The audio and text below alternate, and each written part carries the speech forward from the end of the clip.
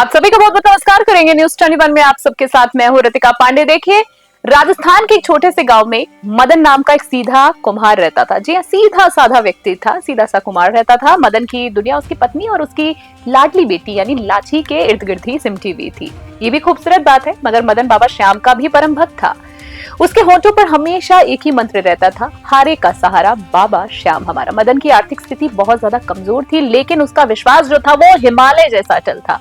संकट तब आया जब लाठी का विवाह तय हुआ। मदन ने सालों की पाई जोड़ी थी, लेकिन एन वक्त पर गांव के साहूकार ने पुराना कर्ज चुकाने का दबाव डाल दिया और मदन की सारी जमा पूंजी छीन ली। विवाह में केवल 3 दिन ही शेष थे। घर में ना अन्न का दाना था, ना बेटी के कन्यादान के लिए कुछ था। रिश्तेदार ताने देने लगे और मदन पूरी तरीके से टूट गया। उसने अपनी मेहनत पर नहीं बल्कि अपने सांवरे पर उस वक्त भरोसा दिखाया। जी हाँ, वो फटे हाल नंगे पैर से खाटू श्याम की धाम की ओर दौड़ पड़ा। जब वो मंदिर पहुंचा तो उसकी आंखों में आंसू थे और हाथों में एक कागज का टुकड़ा, उसकी अर्जी। जी हाँ, उसके कांपते हुए हाथ वो अर्जी बाबा के चरणों में रख दिया उसने और रोते हुए बोला, बाबा दुनिया कहती है कि तू हारे का सहारा है, आज मैं हार गया हूँ, अब लाज तेरे हाथ में है। मदन भारी मन से वापस अपने गांव लौटा। उसे नहीं पता था कि उसकी अर्जी स्वीकार हो चुकी है। जी हाँ, मिराकल यानी कि चमत्कार होता है। विवाह वाले दिन गांव के बाहर एक धूल का गुबार उठने लग गया। लोगों ने देखा कि एक विशाल रथ जिसमें ढेर सारा राशन, कपड़े और जेवर लगे हुए थे। मदन के घर के सामने आकर वो रुक जाता है।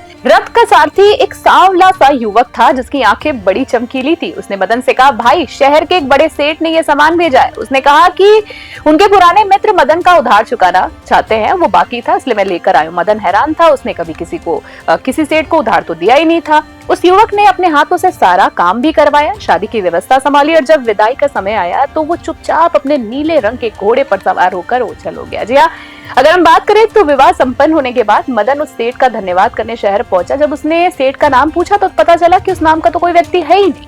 मदन को तब समझ आ गया कि वह कोई और नहीं थे बल्कि स्वयं लख दातार वेश में बदलकर उनके महाराज आए थे। जी हाँ, मदन की आंखों से झरझर आंसू बहने लगे और उसने आसमान की ओर हाथ उठाकर चिल्लाकर कहा, वाकई बाबा तू हारे का सहारा है। आज भी खाटू जाने वाले भक्त मदन की इस कहानी को याद करते हैं, क्योंकि बाबा श्याम केवल मंदिर में ही नहीं बल्कि सच्चे भक्त की हर पुकार में बसते हैं। बोलो खाटू नरेश की जय हो।